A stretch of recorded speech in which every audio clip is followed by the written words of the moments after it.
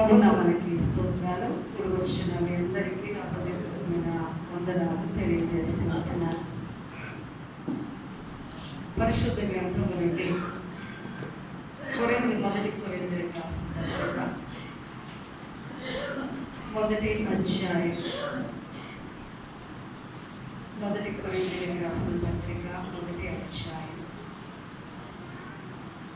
9వ వచనం.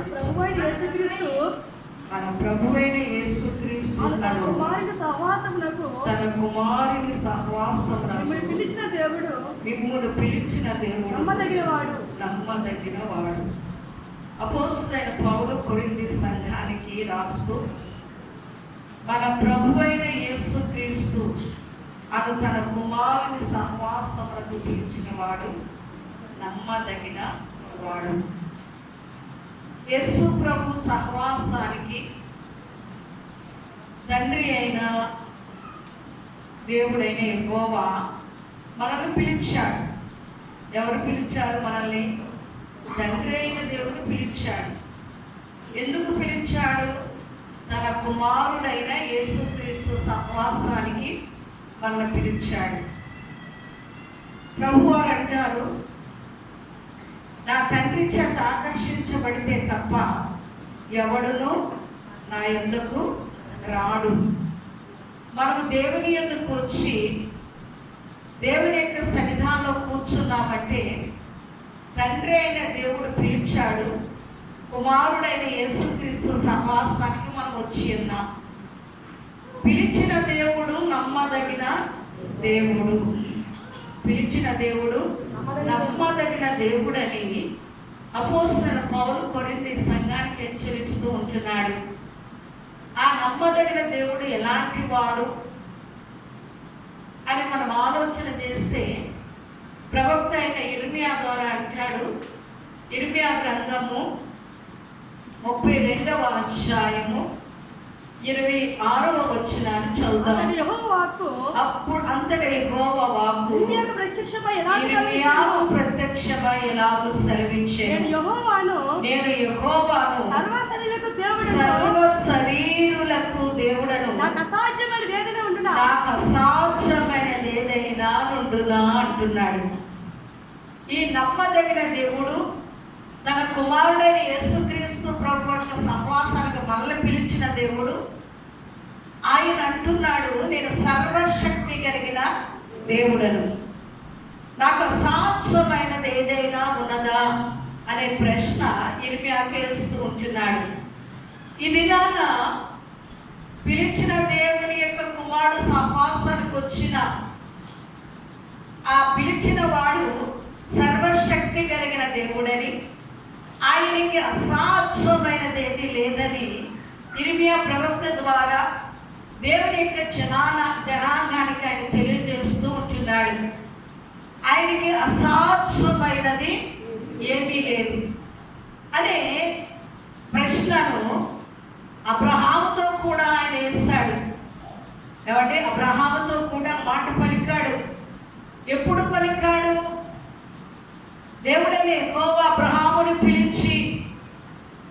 పిలిచిన దేవుడు నమ్మదగిన వాడు కనుక ఆయన స్వజనులను, బంధువులను, మిత్రులను యొక్క సొంత భూమిని విడిచిపెట్టి దేవుడు చూపించే ఆ ప్రాంతానికి వచ్చినప్పుడు ఆ ఒంటరి అయిన అబ్రహాముని దేవుడు ఆస్వాదించాడు. ఎక్కువ మంది అవునట్లుగా ఆస్వాదించాడని దేవుని యొక్క లేఖనాలు సెలవిస్తుంటున్నాయి.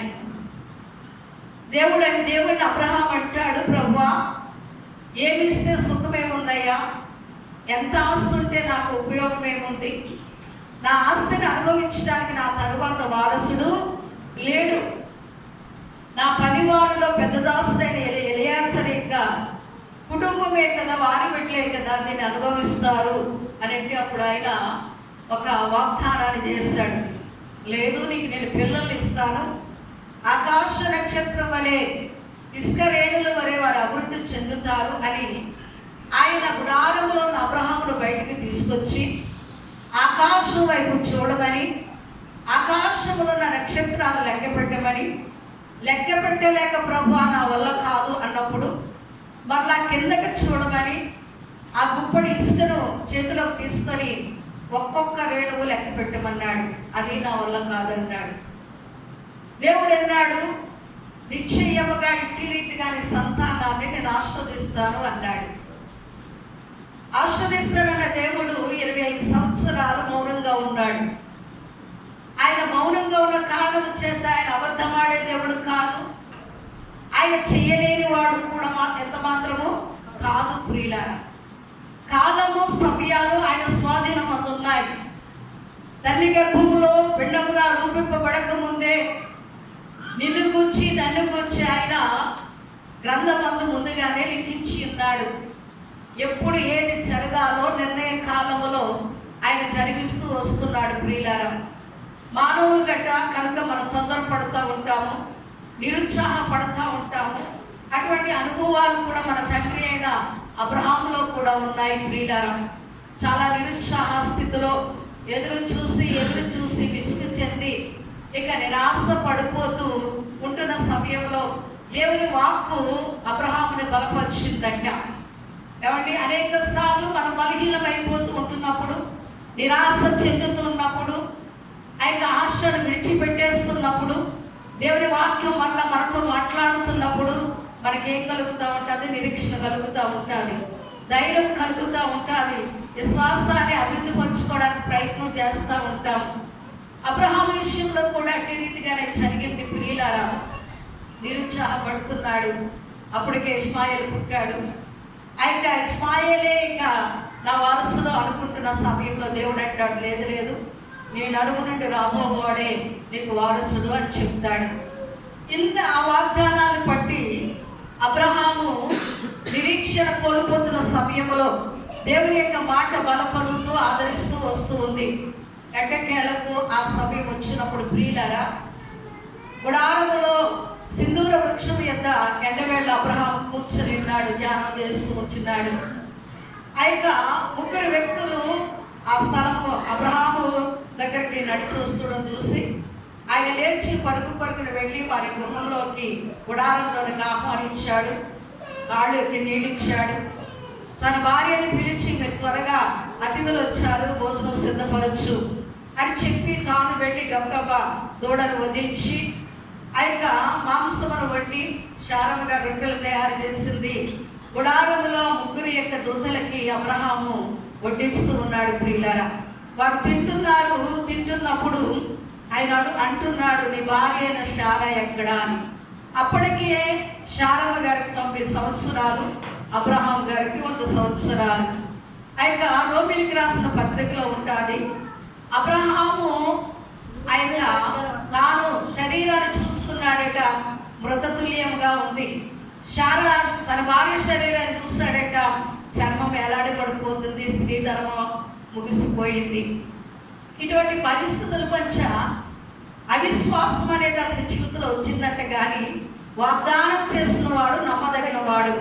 భూమి ఆకాశములు గతించిన ఆయన మాటలను గతించిపోవు.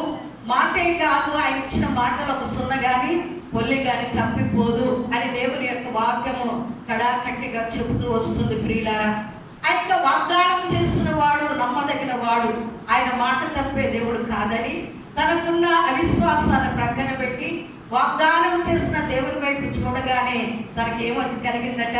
విశ్వాసం కలిగిందట. ఏం కలిగిందట? విశ్వాసం కలిగిందట. ఆ విశ్వాసం అతని జీవితంలో ఏం చేసిందంటే ఒక కుమారుడు కనగలిగే శక్తిని ఇచ్చిందట. హల్లెలూయా, హల్లెలూయా. ఆ విశ్వాసం వల్ల అతడు బలము పొందెను అనే మాట రాయబడి ఉంటుంది. దేవుని యందు ఎప్పుడైతే మనము విశ్వాసం ఉంచుతామో ఆ విశ్వాసం మనల్ని బలవంతులుగా చేస్తారు. ప్రియులారా, నిరీక్షణకు ఆధారం లేనప్పుడు అబ్రహాము నమ్మాడు, అది అతనికి నీతిగా ఎంచబడింది. ఇక ఆధారం కనపడుతున్నప్పుడు నమ్మితే అది నీతి అనిపించదు. ప్రియులారా, ఎటువంటి ఆధారం లేదు, కనుచూపు మేరలో నువ్వు అనుకున్న దానికి ఏమాత్రము సమాచారం కనపడట్లేదు. అయినను వాగ్దానం చేసిన వాడు నమ్మదగిన వాడు. ఆయన పరిస్థితులు మార్చాలంటే క్షణకాలం పట్టదు. ప్రియులారా, పరిస్థితులు మార్చాలంటే క్షణకాలం పట్టదు.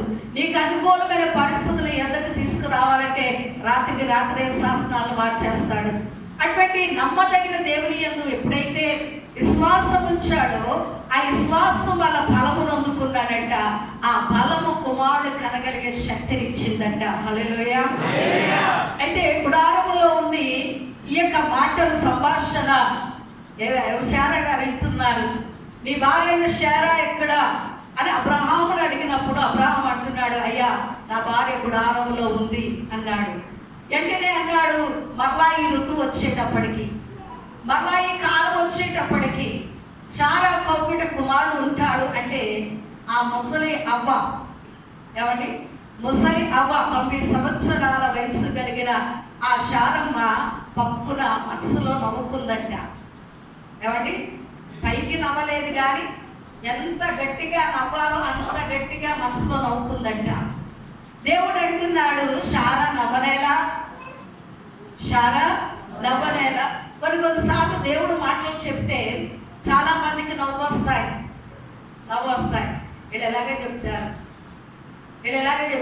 ఇది అవే పనా, ఇది జరిగే పనా, ఏ కోసాన ఎటువంటి అవకాశం లేదే, ఇవన్నీ ఇలాగే చెప్తారు అని చాలా మంది అంటూ వస్తూ ఉంటారు. ప్రియులారా, ఎవరు నమ్మినా నమ్మకపోయినా ఆయన ఎంతైనా నమ్మదగిన దేవుడు. ఈ రాత్రికాల సమయంలో శారా నవ్వుతుంది.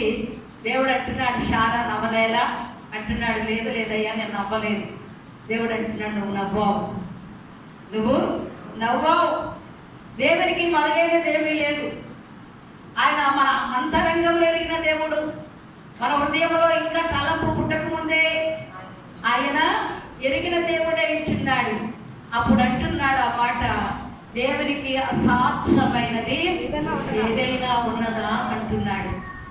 దేవునికి అసాధ్యమైనది ఏమీ లేదు. ప్రియులారా, దేవుని యొక్క ప్రశ్నలను ఆయన నడిపిస్తున్న తీరును ఒకసారి జ్ఞాపకం చేసుకుంటే ఆయన కార్యములు ఎంత గంభీరమైనవో, ఆయన ప్రశ్నల నిమిత్తము ఆయన చేసిన వాగ్దానాలు తూచా తప్పకుండా నెరవేర్చగలిగిన దేవుడని దేవుని యొక్క లేఖనాలు మనల్ని బలపరుస్తూ వస్తూ ఉంటుంది. దేవుడు ఎంతైనా నమ్మదగిన దేవుడు, ఆయనకి అసాధ్యమైనది ఏమీ లేదు అని ప్రతి క్షణము తన ప్రజల ఎదుట రుజువు చేసుకుంటూనే వస్తూ ఉంటున్నాడు. ఆ యొక్క లేఖన భాగాలే ఈ దినాన అంచె దినాల్లో ఉంటున్న మన యొక్క విశ్వాసాన్ని బలపరచడానికి ఆధారమై ఉంటున్నాయి. ప్రభు దేవుడైన యెహోవా దేవుని యొక్క జనాంగాన్ని నడిపిస్తున్నాడు. ఈ రాత్రి మనం కూడా నడుస్తున్నాం జీవనయాత్రలో.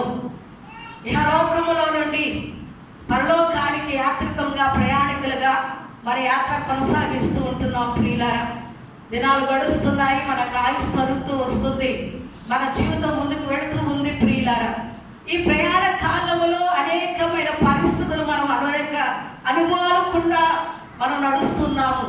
మనం నడిచిన అనుభవాలే మన పితరులు కూడా నడిచారు కనుకనే ఆయన ఎంతైనా నమ్మదగిన దేవుడు, మిమ్మల్ని నడిపించడానికి ఆయన సమర్థుడని లేఖనాల ద్వారా పరిశుద్ధాత్మ దేవుడు మనల్ని బలపరుస్తూ వస్తూ ఉంటున్నాడు. ఈ రాత్రి కాల సమయంలో దేవుని యొక్క జనాంగాన్ని ఆయన వారి మొరలు విని విడిపించిన దేవుడు, నడిపిస్తున్న దేవుడు. 3 దినాలు ప్రయాణం అయిందంతే. 3 దినాలు ప్రయాణం అయిందంతే. 3వ దినాన ఎదురుగుండా ఎర్ర సముద్రము, వెనక పురోసం సైన్యము, అటు ఇటు కేకారణ్యము, కటిక చీకటి, ఎటు వెళ్ళలేని పరిస్థితి,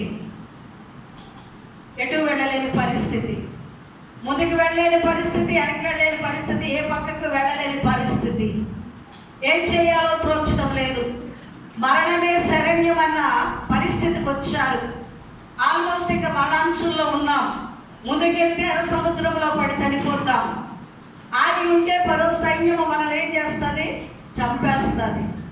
ఇక ఎటు వెళ్ళలేని పరిస్థితుల మధ్య, నిరాశ నిస్పృహల మధ్య దేవుడు మిమ్మల్ని నడిపిస్తాను, విడిపిస్తాను, రక్షిస్తాను అని వాగ్దానం చేసిన దేవుడు తన మాటను తప్పలేదు. కానీ ముందుకు వెళ్ళవలసిన ప్రయాణం వెనక్కి రప్పించలేదు, అటు ఇటు తప్పించలేదు. ఎర్ర సముద్రాన్ని పాయలుగా చేసి, ఆరిన నేలగా చేసి ప్రయాణాన్ని ముందుకు కొనసాగించాడు. ఈ రాత్రి దేవుని యొక్క జనాంగమా, నీ ప్రయాణం ముందుకే సాగాలి తప్ప వెనక్కి వెళ్ళడానికి లేదు, అటు పక్కకి వెళ్ళడానికి లేదు, ఇటు పక్కకి వెళ్ళడానికి లేదు. నీ ఎదుట ఎర్ర సముద్రం ఉన్నప్పటికీ ఆయన దాని సహితము పాయలు చేసి నడిపించగలిగిన నమ్మదగిన దేవుడై ఉంటున్నాడు. ముందుకు నడుస్తూ ఉంటున్నారు. అడుగడుగున సమస్యలే, నీరు లేని పరిస్థితి, నీరు ఉన్నది కానీ చేదుగా ఉంది, తాగలేని పరిస్థితి, చేదు అనుభవాలు మన జీవితాలలో, కడు దుఃఖము, వేదన, అటువంటి పరిస్థితుల మధ్య నా జీవాధారమైన నీరు ఏమైపోయిందని చేదుగా ఉంది. ప్రతి ప్రాణి, మనుషుడు, జంతువు, పక్షులు, మొక్కలు బ్రతికేవి నీటి ద్వారానే. ఏమి నీరు త్రాగకుండా బ్రతకలేవు. ఆహారం తినకుండా బ్రతకగలరు కానీ మనుషుడు నీరు త్రాగకుండా బ్రతకలేవు. 21 రోజు మన ఆంధ్ర రాష్ట్ర అవతల కొడుకు పొట్టి శ్రీరాములు ఉపవాసం ఉండి పోరాడితే 21వ రోజున చనిపోయాడు. తదుపరి మనకు ఆంధ్ర రాష్ట్రం అవతరణ వచ్చింది. భోజనం చేయకుండా మనుషుడు బ్రతుకుతాడు కానీ నీరు లేకుండా మనుషుడు బ్రతకలేదు. మనిషే కాదు, ఏ ప్రాణి, ఏ జీవి, ఏ మొక్క కూడా నీరు లేకపోతే బ్రతకలేదు. బ్రతకడానికి ఆధారమైన నీరు చేదుగా ఉంది, తాగలేని పరిస్థితిలో దేవుడు ఒక చెట్టును చూపించాడు. మోషే యొక్క చెట్టు కొమ్మను నరికి నీటిలో వేస్తాడు, మధురంగా మార్చబడింది, వారు నీరు తాగారు. ఈ రాత్రి కాల సమయంలో ప్రియ సోదరి సహోదరుడా, చేదైన అనుభవాలు మధురముగా మార్చడానికే ఆ పరలోక రాజ్యాన్ని విడిచి ఆయన ఈ లోకానికి వచ్చాడు. నరకబడిన వారిగా ఆయన నా యొక్క చేదు అనుభవాల్ని మధురంగా మార్చడానికే 2021 సంవత్సరం క్రితం ఆయన శరీరధారిగా వచ్చాడు. ప్రియులారా, మారాను మధురముగా మార్చిన దేవుడే నీ మారా అనుభవాలను మధురముగా మార్చి నిన్ను ముందుకు నడిపించగలిగిన సర్వశక్తి కలిగిన దేవుడై ఉంటున్నాడు. ముందుకు కొనసాగుతూ ఉంటున్నారు. ఒక చోట నీరు లేదు, నీరే లేదు. ప్రియులారా, ఈ మాటలు మీరు పట్టుదలతో మీ హృదయాల్లో ఉంచుకున్నట్లయితే ఎట్టి పరిస్థితుల్లోనూ వెనకంజ వేసే ప్రసక్తే ఉండదు. ప్రియులారా, ఆ వాక్యాలు మిమ్మల్ని ఆదరిస్తూ బలపరుస్తూ కృంగిపోతున్న విశ్వాస జీవితాన్ని ఇంకా ముందు కొనసాగడానికి చాలా ఉపయోగపడతాయి. అందుకే నేసలో ఆయన సామెతల గ్రంథంలో అంటాడు, నీ వాక్యమును నా హృదయము పట్టుదలతో పట్టుకొనని అంటున్నాడు. వాక్యాన్ని నువ్వు పట్టుదలతో పట్టుకున్నావంటే ఆ వాక్యమే నిన్ను నడిపిస్తుంది, ఆ వాక్యమే నిన్ను బలపరుస్తుంది, ఆ వాక్యమే నీకు ఏం చేస్తుందని ప్రతి విధమైన పరిస్థితులను తప్పించి నిన్ను నడిపించడానికి అవకాశం ఉంటుంది. ప్రియులారా, హృదయం ఎప్పుడు వాక్యంతో నింపుకోవాలి. ఆ యొక్క వాక్యము నిన్ను బ్రతికింప చేసేది, నీ బాధలలో నెమ్మదినిచ్చేది జీవము కలిగిన వాక్య. ప్రియులారా, ఈ ఆళ్ళని చెప్పే మాటలు నీకు ఓదార్పునివ్వలేవు, ధైర్యాన్ని పుట్టించలేవు. కానీ ప్రభు అయిన యేసుక్రీస్తు యొక్క జీవము కలిగిన మాట నీకు ధైర్యాన్ని పుట్టించేదిగా, నిన్ను బ్రతికింపచేసేదిగా ఏం చేస్తుంది? నిన్నేం చేస్తుంది? దృఢపరుస్తుంది. నీరు లేదు, ఎడారి భూమి, ఆల్మోస్ట్ వారు మోషేని కొట్టేంతగా తిరుగుబాటు చేస్తారు. ఇటువంటి పరిస్థితుల్లో మమ్మల్ని ఎందుకు తీసుకొచ్చాం? విడిపిస్తాడు, రక్షిస్తాడు, పోషిస్తాడు. ఆయన శ్రమ నుండి తప్పించి కనాన దేశానికి తీసుకెళ్తాడు. అది పాలుతేళ్లు ప్రవహించే దేశమని, అక్కడ నెమ్మది కలిగే దేశమని నువ్వు చెప్పావు. ఆ దేశం మాటవే దేవుడు ఎరుగు. ఈ మార్గ మధ్యములోనే నీళ్ళు లేని పరిస్థితి, ఎడారి, పిల్లలున్నారు, వృద్ధులున్నారు, స్త్రీలున్నారు, పశువులు మందలున్నాయి. ఇవన్నీ నీరు లేక చనిపోతాయి. ఇంటి పరిస్థితులకు మమ్మల్ని ఎందుకు తీసుకొచ్చావని రాళ్ళ చేత కొట్టే పరిస్థితికి వచ్చేసారు దేవుని యొక్క ప్రజలు. ప్రియులారా, మోషే దేవుని వైపు చేతులు చాచి ప్రార్థిస్తున్నాడు. అయ్యా, నీ ప్రజలు బహురౌతులము కలిగి చంపడానికి సైతము వెనకాడలేని పరిస్థితులు ఉన్నారయ్యా, దాంతో జ్ఞాపకం చేసుకో. నీళ్ళు లేక చనిపోయే పరిస్థితి అని అంటే దేవుడు అన్నాడు, నువ్వు హోరేబు కొండ మీదకి వెళ్ళు.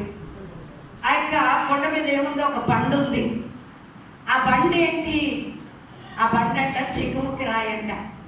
చెక్కుముక్కి రాయి అంటే ఏ రాయి అండి? అగ్గిరాయి.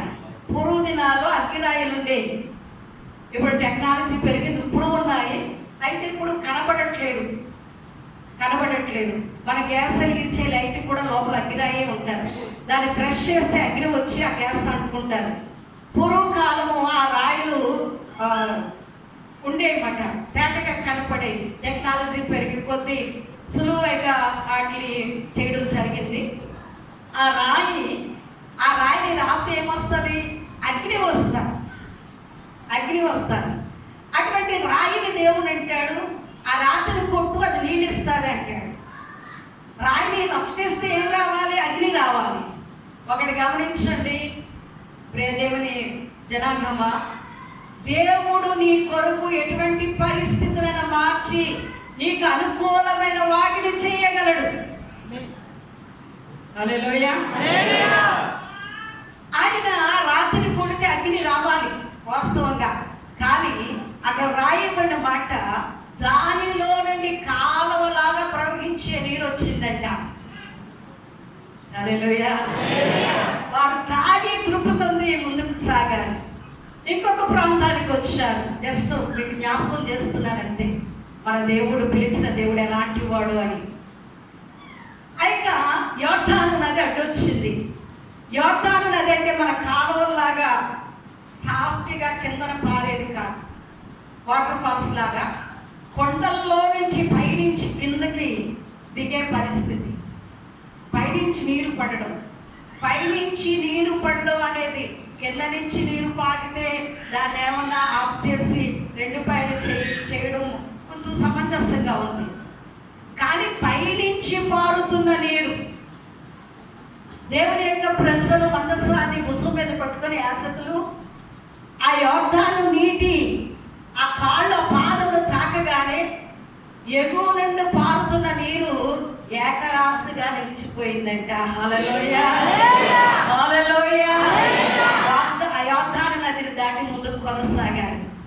ఈ విధంగా ఓగు, సీహోను అనే రాసులు ఇశ్రాయేలు ప్రజలు దాకా ముందుకు కొనసాగుతుంటే అనేకమైన ఆటంకాలు, అనేకమైన ఇబ్బందులు, అనేకమైన సమస్యలు, అనేకమైన కొదువులు, అనేకమైన బలహీనతలు వారి జీవితంలో వస్తూ వచ్చాయి.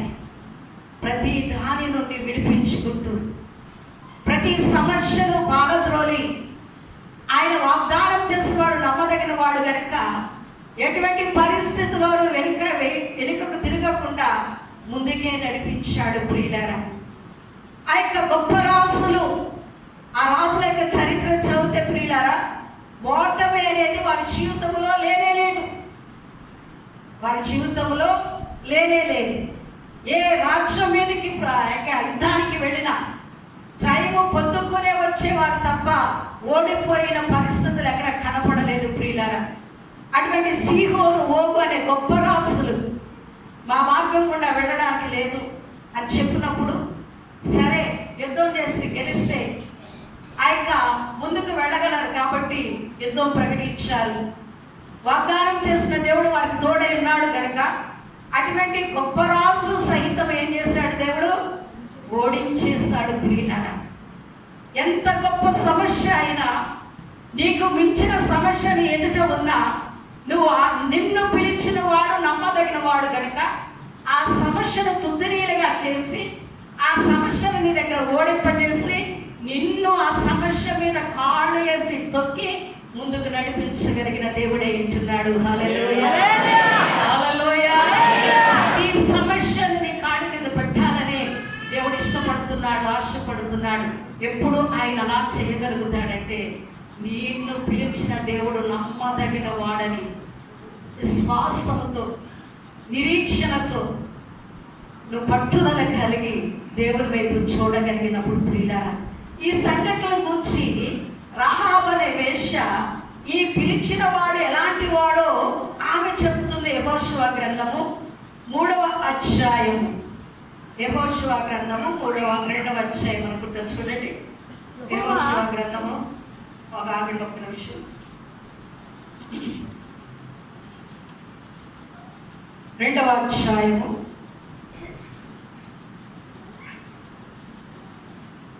2వ అధ్యాయము 14వ వచనాన్ని చదువుదాం. 11వ వచనం 10వ వచనాన్ని చదువుదాం. ఇంకా మంచి ఇటువంటి వాక్యాలు చదువుతుంటే గంతులు వేయాలనిపిస్తారు నాకైతే. మీకు ఎలా ఉంటుందో నాకు తెలియదు కానీ మీరు ఐగుప్తు దేశంలో నుండి వచ్చినప్పుడు మీ ఎదుట యెహోవా ఎర్ర సముద్రపు నీరును ఎలాగో ఆరిపోజేసెను, యొర్దాను తీరమునున్న అమోరీయుల ఇద్దరు రాజులైన సీహోనుకును ఓగునకును మీరేమి చేసిద్దురో అనగా మీరు వారిని ఎలాగూ నిర్మూలన చేసిద్దురో ఆ సంగతి మేము వినినప్పుడు మా గుండెలు కరిగిపోయాను. మీ దేవుడైన యెహోవా పైన ఆకాశమందును క్రింద భూమి యందును దేవుడే. హల్లెలూయా, హల్లెలూయా. దేవుని యొక్క కుమారుడైన సహవాసానికి పిలిచిన దేవుడు ఎలాంటి వాడో అన్యురాలైన స్త్రీ చెబుతుంది. అయ్యో, మీ దేవుడు మీ పట్ల జరిగిస్తున్న కార్యములు మేము వింటున్నప్పుడు, ఎర్ర సముద్రాన్ని ఎలాగ పాయలుగా చేస్తాడో, ఆ యొక్క గొప్ప రాసులు ఎలాగ హతము చేస్తాడో మేము వింటున్నప్పుడు మా గుండెలు ఏమైపోయాయి? అవిసిపోయాయి. ఇది ఎక్కడ కూడా రా బాబు, వీరు దేవుడేంటి ఇలాంటి కార్యాలు జరిగిస్తున్నాడు? తన ప్రజల పట్ల ఇలాంటి కార్యాలు చేయగలిగిన దేవుడు ఉన్నాడా అనే పిలిచేటట్టు మీ పట్ల మీ దేవుడు చేస్తున్న కార్యాలు మేము వింటున్నప్పుడు మా గుండెలు ఏమైపోయాయి? అలసిపోయాయి, బలహీనమైపోయాయి. ఆమె అంటుంది, స్టేట్మెంట్ ఇస్తుంది, మీ దేవుడు ఎలాంటి వాడంట? పైన ఆకాశం అందే గాని కింద భూమి అందే గాని మీ దేవుడు దేవుడే. నువ్వు ఆరాధిస్తున్న దేవుడు, ఆరాధిస్తున్న దేవుడి యొక్క సహవాసానికి పిలిచిన వాడు ఆకాశమందులో దేవుడే, భూమి అందులో దేవుడే. రాత్రికాల సమయంలో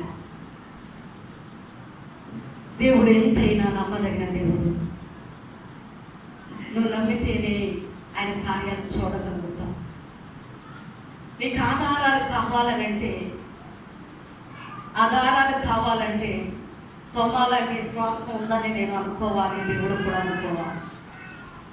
తొమ్మ అంటాడు, ప్రభు పునరుద్ధాడే తిరిగి లేచాడు, ఆయన మన యుద్ధకు వచ్చాడు, నువ్వు లేవు, మేము చూసాము, మాతో మాట్లాడాడు అని చెప్తుంటే మీరు ఏదైనా చెప్పండి. ఒకప్పుడు డానియేల్ పాల్ కూడా అలాగనేవాడు, మీరు ఏదైనా చెప్పండి, నేను నమ్మమంటే నమ్మను, మీరు ఎంత చెప్పినా నా చెవికెక్కదు. నేను ఆయన గాయాలలో నా ఏలు పెట్టి చూడాలి, చేతుల్లో గాయాల్లో ఏలు పెట్టి చూడాలి, కాలంలో గాయాల్లో ఏలు పెట్టి చూడాలి. నేను తాకి చూసినప్పుడే నమ్ముతాను అన్నాడు. అలాంటి విశ్వాసాలు ఎంతమంది ఉన్నారు? ఈ రాత్రి పరిశీలన చేసుకుందాం. నాకు రుజువు కావాలి, నాకు సూచన కావాలి, అప్పుడే నేను నమ్ముతాను. అంతవరకు నమ్మను. మీరు 40 రోజులు కాదు కదా, ఇంకో 40 రోజులు మమ్మల్ని కూర్చోబెట్టి బోధించిన అదే పరిస్థితి అయితే ఇక నీ పరిస్థితి ఎప్పటికీ అంతే. ఇంచు కూడా నా దేవుడు మార్చాడు. నేను దేవుడిని, నా ప్రభావం చూడండి ఆయన ప్రదర్శించుకోవాల్సిన అవసరం లేదు. ప్రియులారా, యెరూషలేములోను గలిలయలోను, ఆ యొక్క యెరూషలేములోను బెతనియాలోను అనేకమైన అద్భుతాలు జరిగించాడు దేవుడు. వారు నమ్మారు, నజరేయుడైన యేసు అద్భుతాలు చేస్తాడు అని. తన సొంతూరు వచ్చాడు, వాళ్ళకి నమ్మకం కుదరలేదు. ఎందుకంటే యేసేపు మరీ పుట్టినవాడే కదా, మనకాలు ఎదురుగా పెరిగాడు. 30 సంవత్సరాలు పెరిగాడు. ఏమండి, 30 సంవత్సరాలు పెరిగాడు. వడ్రంగి పని చేస్తూ పెరిగాడు. ఈయన దేవుడు ఏంటి, ఈయన అద్భుతాలు చేయడం ఏంటి, ఈయన ఆశ్చర్యకార్యాలు చేయడం ఏంటి? ఆ యొక్క అవిశ్వాసం వారికి అడ్డుగా ఉండి అక్కడ స్పష్టంగా రాయబడింది, అక్కడ ఏ అద్భుతమో దేవుడు చేయలేకపోయాడట. చేయలేకపోయాడు. ఎందుకు చేయలేకపోయాడంటే వారి అవిశ్వాసము దేవుని కార్యాలకి ఏమొచ్చింది, అడ్డుగా వచ్చింది. అందుకే దేవుడు అంటాడు, రక్షింపనేరగినట్లు నా హస్తం గురిచ కాలేదు, విననేరగినట్లు నా చెవులు మందం కాలేదు, మీకును నాకును మీ పాపములు అడ్డుగా వస్తుంది. ఏంటి? విశ్వాసం కానిది పాపం. విశ్వాసం లేకపోవడమే పాపం. ఆ పాపము దేవుని కార్యము జరగకుండా ఏం చేస్తుంది, అడ్డుపడుతుంది. తోమా ఉన్నప్పుడు వచ్చాడు ప్రభు అయిన యేసుక్రీస్తు వారు. ఆయన సరాసరి తోమా దగ్గరికి వచ్చాడు. అందుకనే కొన్ని సందర్భాల రుచి చూసి తెలుసుకోండి యెహోవా ఉత్తముడని. రుచి చూసి తెలుసుకుంటే ఎప్పటికీ విడిచిపెట్టం. ఆ రుచిని మనం అనుభవించాం కాబట్టి, దాని టేస్ట్ ఏంటో మనకు తెలిసింది కాబట్టి ఇంకా తినాలి, చాలా బాగుంటుందని తిన్నాను ఇతనికి చెబుతాం కదా. ఆ తోమా దగ్గరికి వచ్చాడు సరాసరి, ఒకే ఒక మాట అన్నాడు, తోమా రాయిగో నా చేతులు వేడి పెట్టి చూడు అని ఒక్క మాటే అన్నాడు. అప్పుడు పశ్చాత్తాపడ్డాడు, ప్రభువా నన్ను క్షమించయ్యా అని. ఆ తోమాయే వచ్చాడు మన భారతదేశానికి స్వార్థ ప్రకటించడానికి. అందుకనే మనకు తోమా లాంటి అనుమానాలే. అడుగు తీస్తే అడిగి దేవుని వాక్యం నమ్మాలా నమ్మకూడదా, వాళ్ళు అలాగే చెప్తారు. ఈ అనుమానం అనేది ఆ తోమాతో మనకి కూడా వచ్చేసింది ప్రియులారా. కానీ నువ్వు నమ్మగలిగినట్లయితే ఆయన ఎంతైనా నమ్మదగిన దేవుడై ఉంటున్నాడు. కానీ బలమైన సువార్తను ప్రకటించాడని. ఈ దినాన మన భారతదేశంలో ఈ రక్షణ సువార్త విని ఇంతమంది మనము రక్షించబడుతున్నామంటే తోమా యొక్క ప్రయాసం ప్రియులారా. మొట్టమొదటి ఆయన కేరళ దేశానికి వచ్చాడు. వచ్చిన తర్వాత ఈ యొక్క ఉదయం సంధ్యావేళ ఆ యొక్క బ్రాహ్మిన్స్, ఈ రోజున ప్రపంచవ్యాప్తంగా మనం ఆలోచన చేస్తే కేరళ ఇంచుమించు అందరూ క్రిస్టియన్స్ అక్కడక్కడ ఉంటారంటే దేవుని నమ్ముకోలేని వాడు. ఆల్మోస్ట్ అందరూ బ్రాహ్మిన్స్ అయినా ఏ కులస్తులైనా అందరూ యేసు ప్రభువుని ఎరిగిన ప్రాంతము కేరళ. సమృద్ధి కలిగిన ప్రాంతము కూడా కేరళ.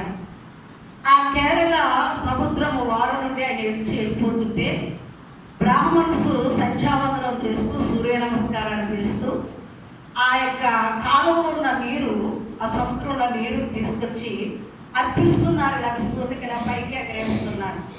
అవి మళ్ళా కింద పడుతున్నాయి. తోమ అలా చూస్తున్నాడు.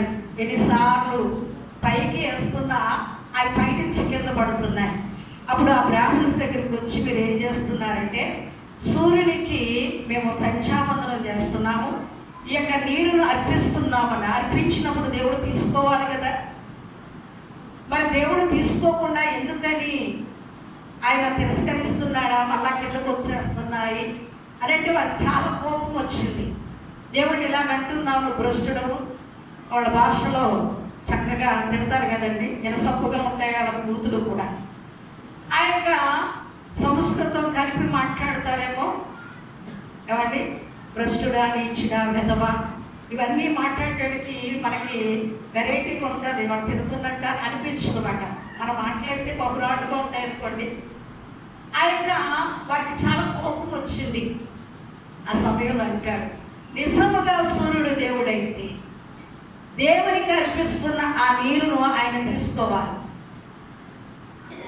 నేను ఆరాధిస్తున్న దేవుడు నిజమైన వాడైతే దోషులతో ఇలా తీస్తాను కదా, తీసిన నీళ్లు ఎంత తీస్తానో అంత ఆ కుంటలా ఉండాలి. నేను పైకి వేస్తే అది ఆ దేవుడు అంగీకరించాలి, ఆకాశంలోనే ఆ మధ్యనే ఉండిపోవాలి. మీరు అలా చేయగలిగినైతే మీరు ఆరాధిస్తున్న దేవుడు నిజమైన దేవుడు అని నేను నమ్ముతాను, లేదా నేను ఆరాధిస్తున్న దేవుడు నిజమని మీరు నమ్మాలి అన్నాడు. ఇది బాగుంది, బంధువు అనుకున్నారు, వాళ్ళు చేశారు, వారి వల్ల కాలేదు.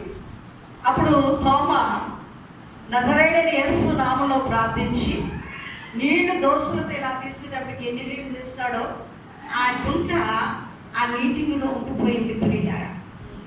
అవి దేవునికి లాగా దేవుని నామపేట ఎగరేసినప్పుడు అలా ఉండిపోయాయి. అప్పుడే అనేక వేల మంది రక్షించబడ్డారు. హల్లెలూయా, హల్లెలూయా.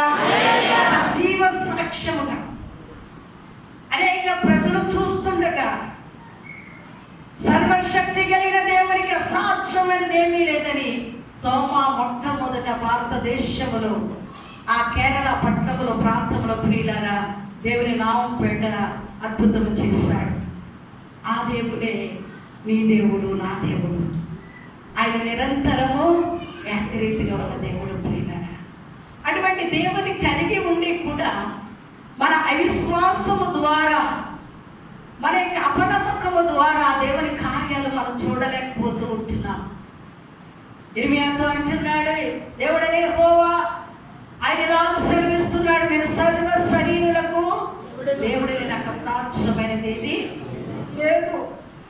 ఆయనకు అసాధ్యమైనది ఏమీ లేదు. ఆయన నీ కొరకు ఏమైనా చేయడానికి సమర్థుడని నువ్వు నమ్మగలిగినట్లయితే నీ జీవితంలో ఉన్న ప్రతి సమస్య నుండి విడిపించగలిగిన దేవుడై ఉంటున్నాడు. అద్భుత రీతిగా ఆశ్చర్యరీతిగా నా మెసేజ్ ఒకటి, నా రెఫరెన్స్లు వేరైపోయాయి, దేవుని నడిపింపు వేరైపోయింది. వేళ దేవుడు ఎవరి కోసమో ప్రత్యేకంగా మాట్లాడుతున్నాడు అనిపిస్తున్నా. విశ్వాసంలో బలహీనమైపోతూ, కృంగిపోతూ, నిరాశపడుతూ, నిస్పృహలో వచ్చి ఉంటున్నా నీవు ఎలాంటి వాడో నువ్వు గుర్తించలేకపోతున్నావు కనుకనే దేవుని కార్యములు అనుభవించలేకపోతూ ఉంటున్నావు. అపోస్తలుడైన పౌలు అంటాడు, నేను నమ్మిన వాడిని ఎరుగుదును కనుక నేనెన్నడూ సిగ్గుపడను అంటున్నాడు. నేను నమ్మిన వాడు ఎలాంటి వాడో నాకు తెలుసు, అందుకే నేనే ఉపద్రవములైనా, హింసలైనా, ఎవంటి శిరస్సాలైనా, ఒక రోజల్లా సముద్రములో వాడ పగిలి ఒక దినమెల్లా సముద్రంలో నేను ఉండినా నా దేవుడు ఎలాంటి వాడో నాకు తెలుసు కనుక నేను సిగ్గుపడను. నన్ను సిగ్గుపరిచే దేవుడు కాదు. నా జీవితంలో ఆయన కార్యాన్ని జరిగించి, ఆయన కృప చేత నన్ను బలపరిచి, ఆయన నామాన్ని హెచ్చించుకునే దేవుడు, నన్ను కూడా నిలవబెట్టగలిగిన దేవుడు. కాబట్టి నా దేవుడు ఎలాంటి వాడో నాకు తెలుసు కనుక ఎటువంటి సంఘటనలు, ఎటువంటి భయంకరమైన పరిస్థితులు నీ జీవితంలో ఉన్నా నువ్వు సిగ్గుపడవు, అధైర్యపడవు. ఈ రాత్రి దేవుని పాఠశాలకు వచ్చి 12వ రాత్రిగా దేవుని యొక్క కూర్చుని దేవుని మాటలు వింటున్నా ప్రియ సోదరి సహోదరుడా, ప్రభువైన యేసుక్రీస్తు అని తన కుమారుడు సహవాసానికి పిలిచిన దేవుడు నమ్మదగిన దేవుడై ఉంటున్నాడు. అటువంటి నమ్మదగిన దేవుని మీద నువ్వు ఆశ పెట్టుకొని నువ్వు ప్రార్థించగలిగినట్లయితే నీ దేవుడు ఆకాశమందే కాదు భూమి యందును దేవుడే. అటువంటి కృప పరిశుద్ధాత్మ దేవుడు మనందరికీ అనుగ్రహించి నడిపించుగాక. మోకరిద్దాం, ప్రార్థన చేసుకుందాం, హృదయాలు తెరుద్దాం, హృదయపూర్వకంగా కొద్ది నిమిషాలు